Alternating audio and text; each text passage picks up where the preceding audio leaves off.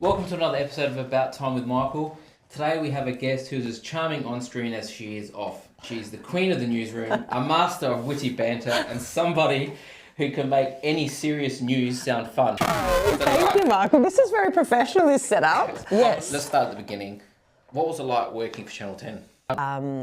I was reading with George Janikian, and do you remember George? I do. Yeah. George always spoke first.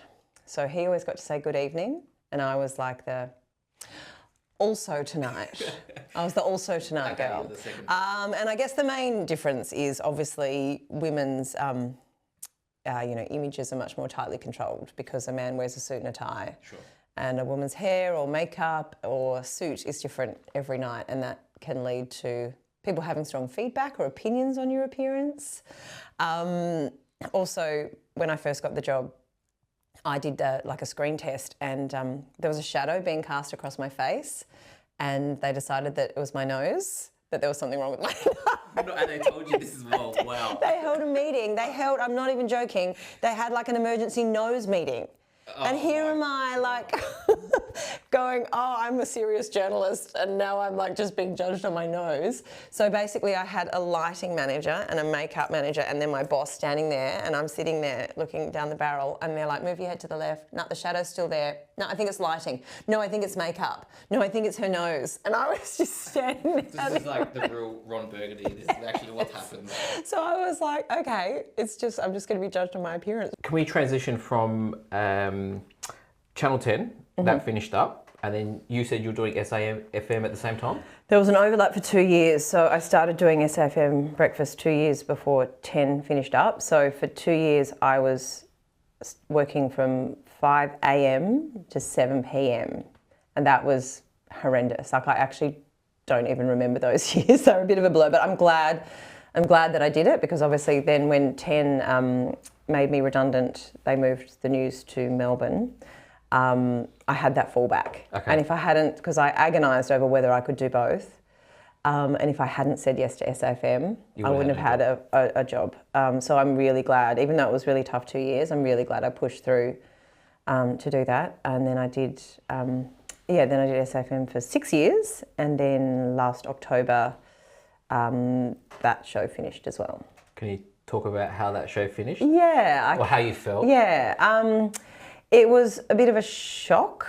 I assumed that we would have another couple of years, and the powers that be made the decision. So my co-host quit for personal reasons, and then a few hours after he made that call on air, my big boss, who I'd only hear from sort of once a year, sent me a text and said, can you chat? And I said, yeah, I'm just jumping behind the wheel I'm just jumping in the car, give me 10 minutes. And I was going, I didn't tell him this, I was going for a mammogram, just a precautionary mammogram, because I'm of that age where I just wanted to make sure everything was okay, because I'm aged. Mid-40s, it's the new 30s, all right? Mid to late 40s. So I'd had it in my diary for months.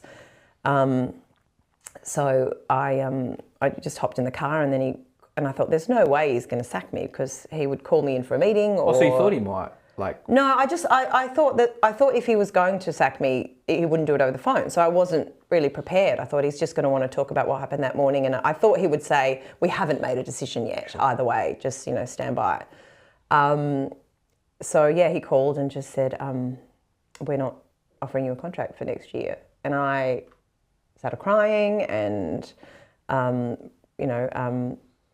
was arrived at the mammogram in a bit of and I was like, do I just go home, because I don't want to, but it takes so long to make these appointments, and also takes you a while to get in that mental space of, I've got to go there and have my boob squashed.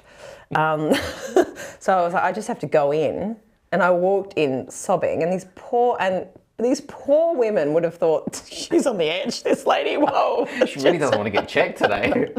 No, and then I also thought, I felt terrible, because I thought there are probably women in this waiting room who are getting checked because they have a lump, and they're genuinely in a life and death situation, and I'm crying about a job, and it puts things in perspective. So then through my sobs, I was like, it's not a cancer thing, it's just a job thing. It's career, not cancer. And then I felt like, it was horrible. I just wanted to get out of there.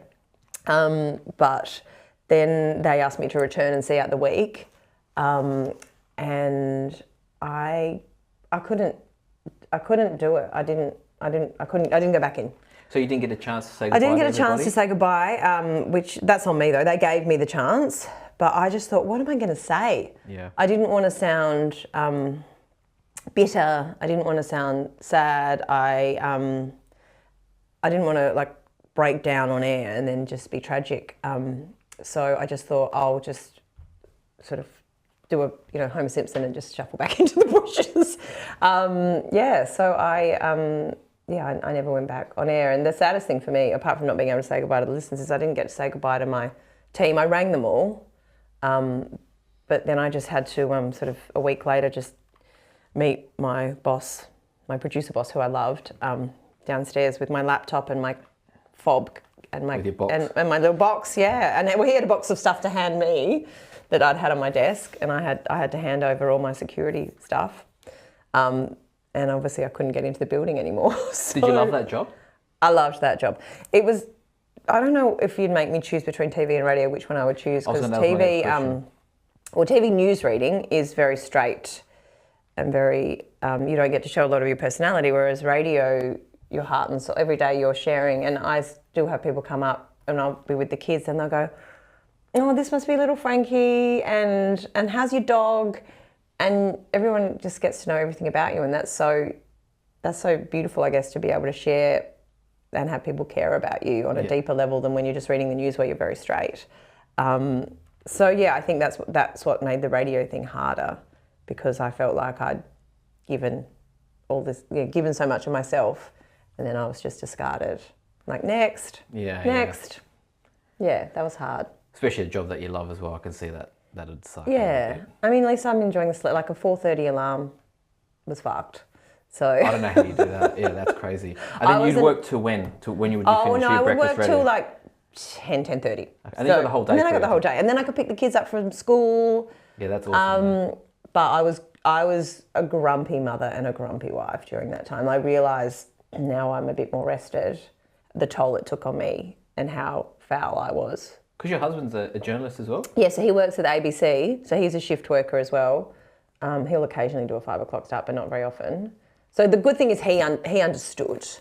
Like, he got why I was pissed off and grumpy, but didn't make it any easier. So, yeah, I'm definitely a nicer person since I finished breakfast radio. So you've gone from TV, radio, and now podcast. Yeah, so when I came in to get my watch fixed and you said something about doing a podcast, I was like, what podcast? I'm doing a podcast. Yeah, like, what are you talking about? And I quickly Googled you. I'm like, oh, in the jeans. Wait, let me listen to this. I've been to the gym every day this week and I've smashed out 7 episodes. Thank you. Well, I must say, they're very good. It's a mother-daughter podcast, so you're not our target demo. No, but the banter between you and Grace Grace, are fantastic. Like, I think it's good. Thank you. And I've got a young daughter. She's 8, and I just met her. She's so cute. And some of the stuff that like you guys talk about and how she talks to you, I'm thinking, oh, I'm in for it, because my daughter talks exactly like that to my wife. I know. There's a real. She knows, I mean, she's just turned 22. She knows everything there is to know about life. There's nothing more I can teach her. She knows it all. That's it. She's a full adult now. Yeah, but how did that start, though? Tell me how the In the Jeans started. So it was her idea, because when I finished up, I thought, I knew that I wasn't finished yet, and I also felt bad that I'd finished so abruptly with an audience and a community that I'd kind of grown. But I didn't want to do one by myself, or even get guests in, because I thought people just don't want to listen to me monologue. And I also thought that space is so crowded. There's so many journalists or media personalities who do that and do it much better than I would. So I needed something that was a point of difference. And Grace said, I'll do it with you. And I just thought, she and I have some massive arguments, but we also have, some good banter and some funny moments. And I thought that would be, and I also thought, after working with male co-hosts, I'm choosing my words carefully, I thought it would be nice to work with a woman. Yeah. And the woman that I created. Yeah. I mean, you're so similar. Do people say that? Yeah, we're very similar. It was her suggestion, and it's been going quite well. It's more difficult than I thought. In what regard? So she's very, I don't think she'd mind me saying this, she's very moody. And if she's not in the right space, and if she's not feeling the vibes, if the vibes are off, I can't do it today. I can't do it. I'm not vibing you. It's not right. No, I'm not. Otherwise she just gets up and leaves. And then she just goes. No, I just sit, and I also huff and puff a bit. So I just sit quietly, and I wait for her vibe to be right. And then I turn it on. So, yeah, she has her own challenges. But you got some good stats though. So you were third? No. Our best stat was 21 in the figures on our first one. It's gone. It hasn't reached those heights since. I think there was a lot of interest in the first one because I talked about my job loss and I hadn't talked about it yet. So that got a little bit of sort of publicity. Since then, I actually haven't checked the numbers for the last few because they were going down, and I don't know whether you look at your figures. And I was like, I don't want to think about the figures. I don't look at figures. No. I don't read comments. Which I think you don't read comments either. I don't read comments on Facebook and on the advertiser website, but I read comments on our podcast because I want to get feedback. And they've been largely positive. But I've stopped looking at the numbers because I feel like if you're reactive to the numbers, it's you're not good. going to do anything. No. So we're just chugging along now and just sort of, seeing how we go. Grace said something really interesting in one of the podcasts. She said, why would I take advice from someone who's not doing better than me? Yeah. And I like that. And I thought to myself, do you know what? That's a big thing. Like there's a lot of keyboard warriors out there. They write a lot of rubbish. Yeah. They're sitting at home probably on a dead end job. And I thought, who cares what they think? It's another good one is a lion doesn't care about the opinions of sheep. There we go. Yeah. Yeah. But so that's what and I know all this. And also there's that wonderful man in the arena quote. Like these people are, throwing stones at someone who's out there having a crack. Yeah. I know all this in my head. Yeah. But in my heart, I'm still a human being. So it still hurts when people don't like me. Yeah. Which is so dumb because I'm like, I should have a thicker skin. She's got a thicker skin than me. She's at 22. strong. You can tell her but also, strong. that generation have grown up with social media. They're used to talking to the camera. Like she was so natural on the first one. I was like, where's this coming from? But it's the selfies. they're a selfie generation. Yeah. They're doing unboxings. They're Snapchatting their friends. They've grown up speaking to a camera. Whereas I'm like, I've worked like 30 years looking at a camera to be relaxed like this, and she's just gone like that. They're just in a social media generation where they're kind of a bit more, attuned to trolling. But I don't know if I'll ever get used to trolling. So what's the next step for In the Genes? Are you guys? We do want to get guests in, but again, it's just so hard with her schedule. Mine's a bit more open now. She's studying full-time uni. She's doing a master's in physio, which means that she doesn't want to be in my world, which I'm actually grateful for because I wouldn't encourage people necessarily to go into media in the current climate. So she makes smoothies at Boost. She's got a couple of other little side hustles. She's got a very busy social life.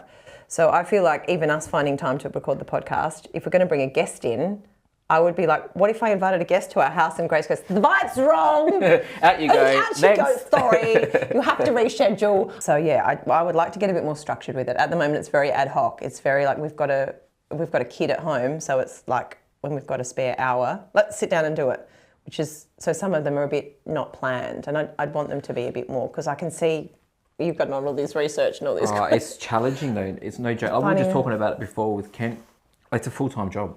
Yeah. And I've already got a full-time job. Yeah. And then you've got to promote it and and that's the hard part. Yeah. But you'd have the skills and people knowledge.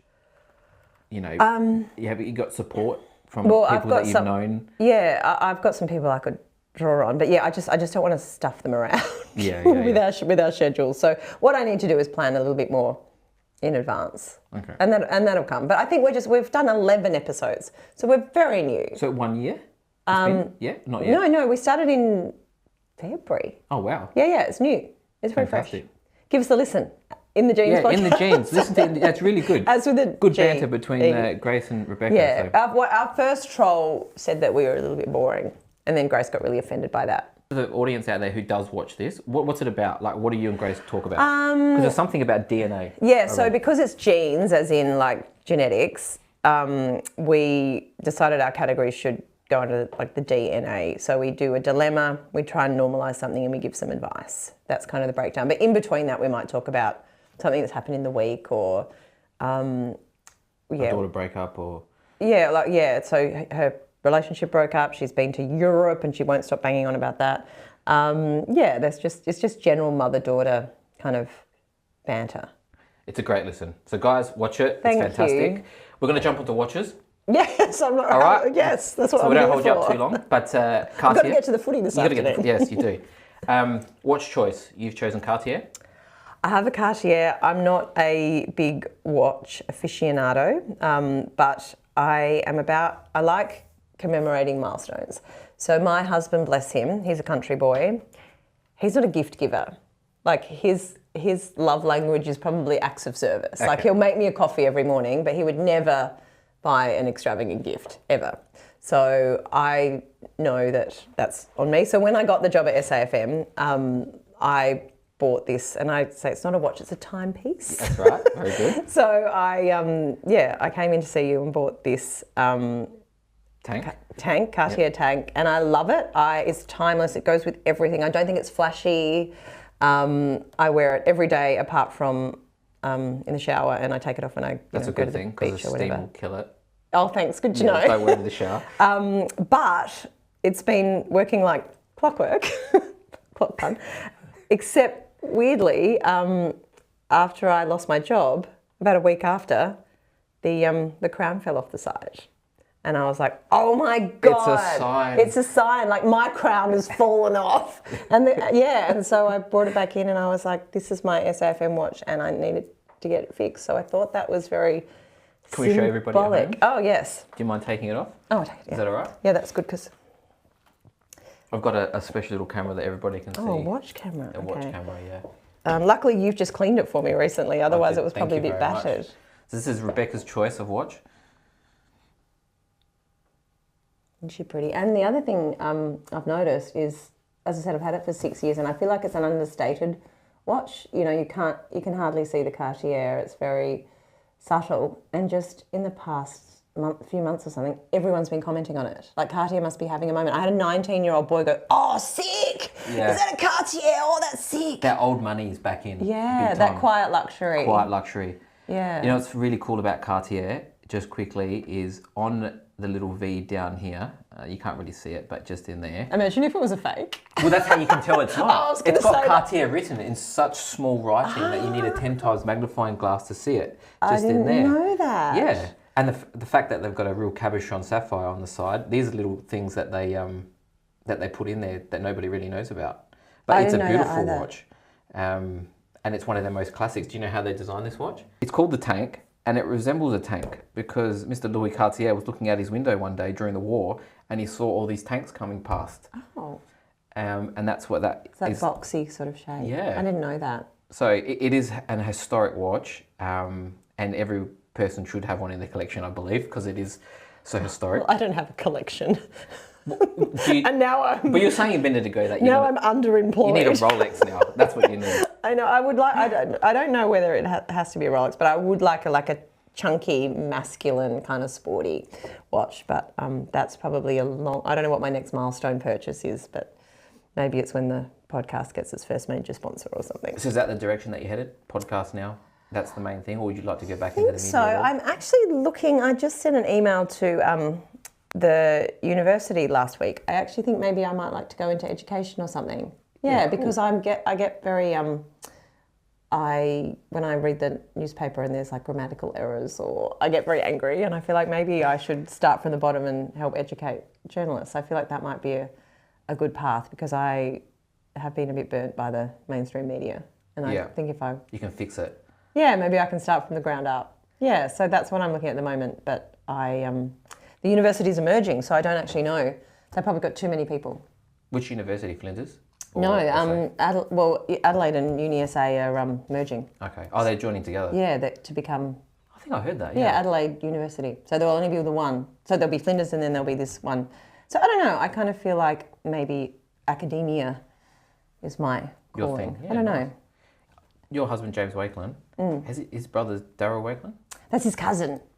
He's a really cool guy. He comes in every now and then. Super lovely So guy. I don't know whether you listened to that particular podcast, he is the reason that I'm with my husband, Daryl. Really? I didn't know this. Because I was out with a girlfriend and I had a mutual friend with James, my now husband, and he came over and was chatting to me, and James was we were both journalists, obviously. I was working the ABC and James was working for the Advertiser. And this mutual friend went, "Oh, I'm over here with James, you should come meet him, he's a journo." And I was like, I don't want to hang out with journos, I work with them. Anyway, then I looked over at the bar, and next to James, who's taller than me but still relatively short, was Daryl and his identical twin brother Shane. Yeah. They were playing for the AFL, and they are like Daryl's a handsome man. Yeah, he is very Well, like very handsome. James He's doesn't got mind the me deep saying voice. this. I'm just like in and awe I've when he actually comes had in. this conversation with Daryl's wife, Carmen, so we're good. And like the two of them together are like two of the most handsome men I've ever seen in real life. So I looked over and I went, actually, Wait a minute. I am going to come and say hi to this group of men. And then started talking to James. I think I've sort of said hi to Daryl and Shane, but ended up chatting to James. And now we've been married 20 years. What? So if he wasn't with Daryl that night, There we go. I wouldn't have gone and said, I don't know whether that makes me a really shallow, horrible human. I'll pick the third one. Yeah, I said I got the runt of the litter. I've said all this to my husband many times. Don't think I'm a bad person. So yeah, Daryl is kind of the reason that. Oh, look at that. I That's met my fantastic. husband. Oh, they're all lovely. They're lovely. I think country boys. That's the way to go. Yeah, they breed them well in the country. Yeah. As I said, they're not into extravagant gifts, but they're from good stock. The Wakelands. Yeah, they're lovely. We're very much looking forward to seeing what happens to Rebecca Morse in the future. I think there's good things to come. So I hope so. thank you for coming on the show. Thanks for I having me. appreciate it very much. It's been wonderful.